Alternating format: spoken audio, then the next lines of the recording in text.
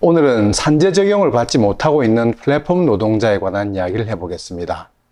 지난 2월 그리고 3월, 4월 부산 지역 대리운전 기사 3분이 급성 심근경색 등으로 잇따라 돌아가셨습니다. 한일광 씨, 황맹원 씨, 그리고 박영돈 씨. 이분들 중 한일광, 박영돈 씨는 트리콜 기사였습니다.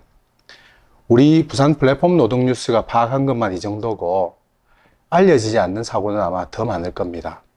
대리운전 기사는 심야 노동을 하는 분들인데 국제보건기구에서 심야 노동을 제2군 발암물질로 분류할 정도로 위험하다고 합니다. 그러니까 대리운전 기사는 늘 발암물질에 노출된 채 일하는 중대재해 현장 노동자인 셈입니다. 속출하는 과로사가 바로 그 증거죠. 일반 사업장에서 이런 돌연사는 입증이 까다롭긴 해도 산업재해로 분류될 수 있습니다.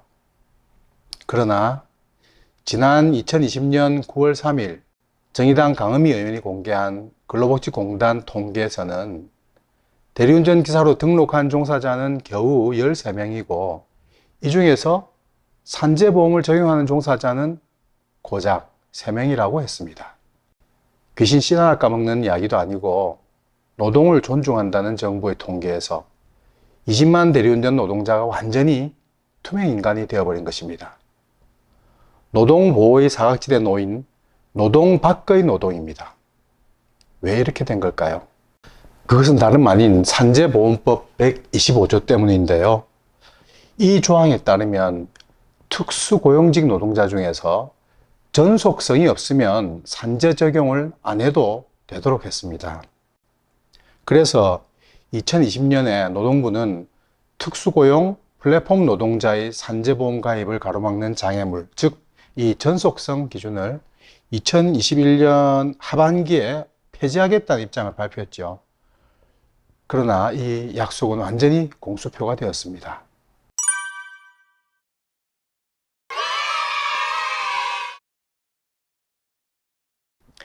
(2022년 5월) 현재도 대리운전 노동자들은 근로복지공단 통계에서는 여전히 투명인간입니다. 배달 라이더들도 크게 다르지 않습니다.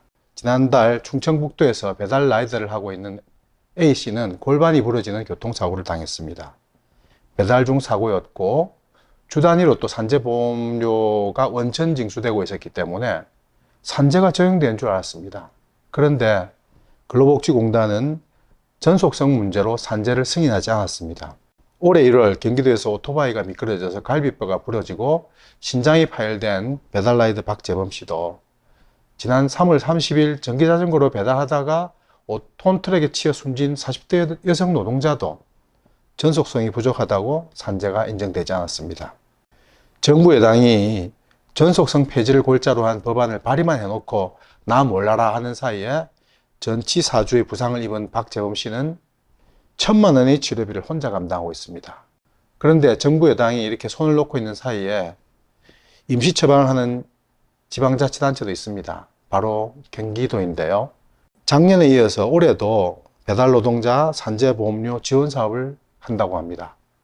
올해는 지난해보다 지원 대상을 200명 더 늘려서 배달노동자 1,100명, 그리고 사업주 1,100명, 총 2,200명을 대상으로 산재보험료 부담금의 90%를 최대 1년간 지원하겠다고 합니다. 올해는 지난해와 달리 산재보험 신고자인 사업주의 보험가입을 촉진한다, 이런 차원에서 고용자까지 지원 대상에 넣었다는 거죠. 부산시도 올해 산재보험료 지원 조례를 발의해가지고 내년부터 지원 사업을 실시할 계획이라고 합니다. 지켜봐야겠습니다. 그러나 근본적으로는 전속성 기준이라는 걸 폐지하지 않으면 안 될 겁니다. 플랫폼 노동이 빠르게 확산되면서 노동 밖의 노동이 비약적으로 늘어나고 있습니다.